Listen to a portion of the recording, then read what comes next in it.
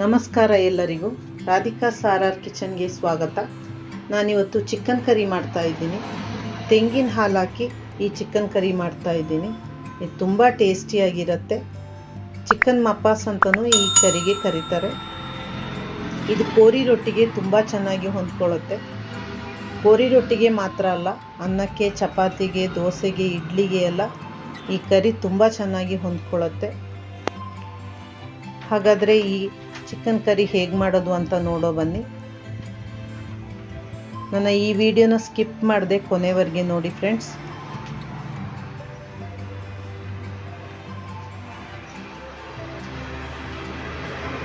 ಇದು ಕೋರಿ ರೊಟ್ಟಿ, ರೈಸ್ ರೊಟ್ಟಿ ಅಂತ ಪ್ಯಾಕೆಟಲ್ಲಿ ಸಿಗುತ್ತೆ. ಇದನ್ನು ಬಿಸಿ ಮಾಡೋದು, ಬೇಯಿಸೋದೇನು ಬೇಡ. ಇದಕ್ಕೆ ಸಾರು ಹಾಕ್ಕೊಂಡು ಹಾಗೆ ತಿನ್ಬೋದು.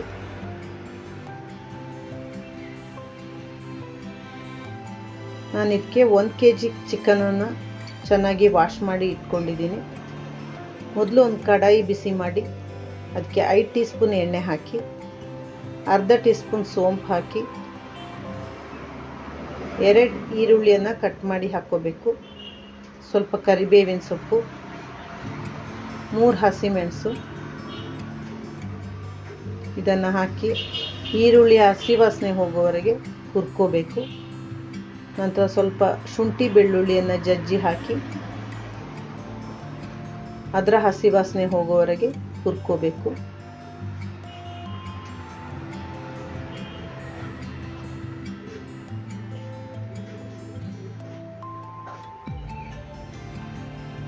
ನಂತರ ಇದಕ್ಕೆ 2 ಟೀ ಸ್ಪೂನಷ್ಟು ಕೊತ್ತಂಬರಿ ಪುಡಿ, 1 ಟೀ ಸ್ಪೂನ್ ಮೆಣಸಿನ ಪುಡಿ,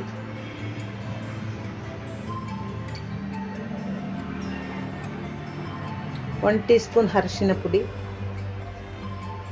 1 ಟೀ ಸ್ಪೂನ್ ಕರಿಮೆಣಸಿನ ಪುಡಿ,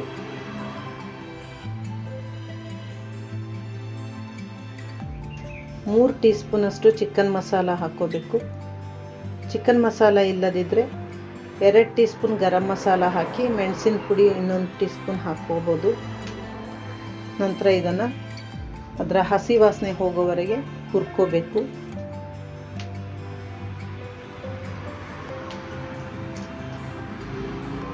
ಅದರ ಹಸಿ ವಾಸನೆ ಹೋದ ನಂತರ 2 ಟೊಮೆಟೊನ ಸಣ್ಣದಾಗಿ ಕಟ್ ಮಾಡಿ ಹಾಕಿ ಅದನ್ನು ಸ್ವಲ್ಪ ಹೊತ್ತು ಹುರ್ಕೋಬೇಕು.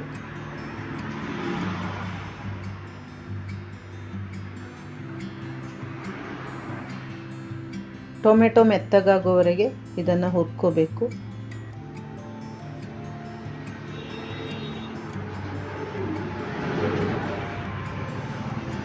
ಟೊಮೆಟೊ ಮೆತ್ತಗಾದ ನಂತರ ನಾವು ಕ್ಲೀನ್ ಮಾಡಿ ಇಟ್ಕೊಂಡ ಚಿಕನನ್ನು ಅದಕ್ಕೆ ಹಾಕಿ ಅದನ್ನು ಚೆನ್ನಾಗಿ ಮಿಕ್ಸ್ ಮಾಡ್ಕೋಬೇಕು.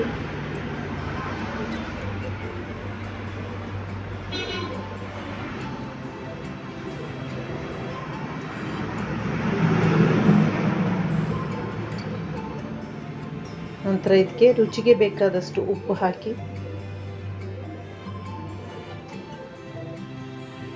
ಅರ್ಧ ಕಪ್ನಷ್ಟು ನೀರು ಹಾಕಿ. ಇದಕ್ಕೆ ಹೆಚ್ಚು ನೀರು ಹಾಕೋದು ಬೇಡ. ಇದಕ್ಕೆ ನಾವು ತೆಂಗಿನಕಾಯಿಯ ಹಾಲನ್ನು ಹಾಕ್ತೀವಿ. ಅದು ಬೇಯಲಿಕ್ಕೆ ಬೇಕಾದಷ್ಟು ನೀರನ್ನು ಹಾಕಿ ಚೆನ್ನಾಗಿ ಮಿಕ್ಸ್ ಮಾಡಿಕೊಡಿ. ನಂತರ ಒಂದು ಮುಚ್ಚಳದಿಂದ ಇದನ್ನು ಮುಚ್ಚಿ 20 ನಿಮಿಷದವರೆಗೆ ಇದನ್ನು ಬೇಯಿಸ್ಕೋಬೇಕು. ಇದು ಬೇಯೋದ್ರೊಳಗಡೆ ಇದಕ್ಕೆ ಬೇಕಾದ ತೆಂಗಿನ ಹಾಲನ್ನು ತೆಗೆಯುವ. ಅದಕ್ಕೆ ನಾನು 1 ತೆಂಗಿನಕಾಯಿಯನ್ನು ಪೀಸ್ ಮಾಡಿ ತಗೊಂಡಿದ್ದೀನಿ, ಅಥವಾ ತುರಿದು ತಗೋಬೋದು. ಅದಕ್ಕೆ ಸ್ವಲ್ಪ ಉಪ್ಪು ಹಾಕಿ ಅದನ್ನು ಕ್ರಷ್ ಮಾಡ್ಕೋಬೇಕು. ನಂತರ ಅದಕ್ಕೆ ಸ್ವಲ್ಪ ನೀರು ಹಾಕಿ ನುಣ್ಣಗೆ ರುಬ್ಕೋಬೇಕು. ಚೆನ್ನಾಗಿ ರುಬ್ಬಿದ ನಂತರ ಅದನ್ನು ಒಂದು ಬಟ್ಟೆಯಲ್ಲಿ ಅಥವಾ ಒಂದು ಸ್ಟ್ರೈನರಲ್ಲಿ ಹಾಕಿ ಅದನ್ನು ಸ್ಟ್ರೈನ್ ಮಾಡ್ಕೋಬೇಕು. ಬಟ್ಟೆಯಲ್ಲಾದರೆ ತುಂಬ ಚೆನ್ನಾಗಿ ತೆಂಗಿನ ಹಾಲು ಸಿಗುತ್ತೆ. ಹೀಗೆ 2-3 ಸಲ ತೆಂಗಿನ ಹಾಲು ತೆಗಿಬೇಕು. ಕೋರಿ ರೊಟ್ಟಿಗೆ ಆದರೆ 3 ಸಲ ತೆಂಗಿನ ಹಾಲು ತೆಗೀರಿ. ಅನ್ನಕ್ಕೆ, ಚಪಾತಿಗೆಲ್ಲ ಆದರೆ ಸ್ವಲ್ಪ ತಿಕ್ಕಾಗಿ ಬೇಕು, ಅದು 2 ಸಲ ತಗೊಂಡ್ರೆ ಸಾಕು. ಈಗ 20 ನಿಮಿಷ ಆಗಿದೆ. ಚಿಕನ್ ಚೆನ್ನಾಗಿ ಬೆಂದಿದೆ. ಅದನ್ನು ಒಮ್ಮೆ ಚೆನ್ನಾಗಿ ಮಿಕ್ಸ್ ಮಾಡ್ಕೋಬೇಕು.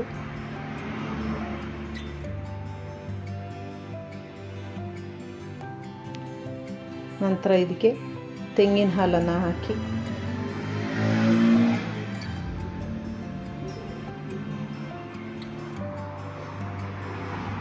ಸ್ವಲ್ಪ ಕೊತ್ತಂಬರಿ ಸೊಪ್ಪನ್ನು ಸಣ್ಣದಾಗಿ ಕಟ್ ಮಾಡಿ ಹಾಕ್ಕೊಳ್ಳಿ.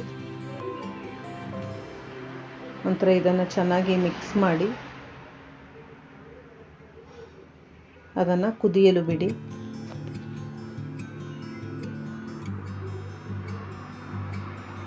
ಇದು ಒಂದು ಕುದಿ ಬಂದ ತಕ್ಷಣ ಗ್ಯಾಸ್ ಆಫ್ ಮಾಡಿ. ಇದು ತುಂಬ ಹೊತ್ತು ಕುದಿಬಾರ್ದು, ಆಗ ತೆಂಗಿನ ಹಾಲಿನಿಂದ ಎಣ್ಣೆ ಇಳಿಯುತ್ತೆ, ಆಗ ಸಾರು ಟೇಸ್ಟ್ ಇರಲ್ಲ.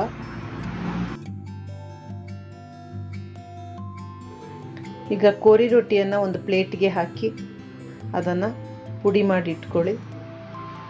ಇದು ಕ್ರಿಸ್ಪಿಯಾಗಿರುತ್ತೆ. ನಂತರ ಇದಕ್ಕೆ ಚಿಕನ್ ಸಾರನ್ನು ಹಾಕ್ಕೊಳ್ಳಿ. ಇದಕ್ಕೆ ಹೆಚ್ಚು ಸಾರು ಬೇಕಾಗತ್ತೆ. ನಂತರ ಇದನ್ನು ಸರ್ವ್ ಮಾಡಿ. ತುಂಬ ಟೇಸ್ಟಿಯಾಗಿರುತ್ತೆ. ಈ ಚಿಕನ್ ಸಾರು ತುಂಬ ಟೇಸ್ಟಿಯಾಗಿರುತ್ತೆ. ನೀವು ಒಮ್ಮೆ ಟ್ರೈ ಮಾಡಿ ನೋಡಿ. ನನ್ನ ಈ ವಿಡಿಯೋ ಇಷ್ಟ ಆದರೆ ಲೈಕ್ ಮಾಡಿ, ಶೇರ್ ಮಾಡಿ, ಕಮೆಂಟ್ ಮಾಡಿ. ಹಾಗೆ ನನ್ನ ಚಾನಲ್ಗೆ ಸಬ್ಸ್ಕ್ರೈಬ್ ಆಗಿ friends. Thank you for watching.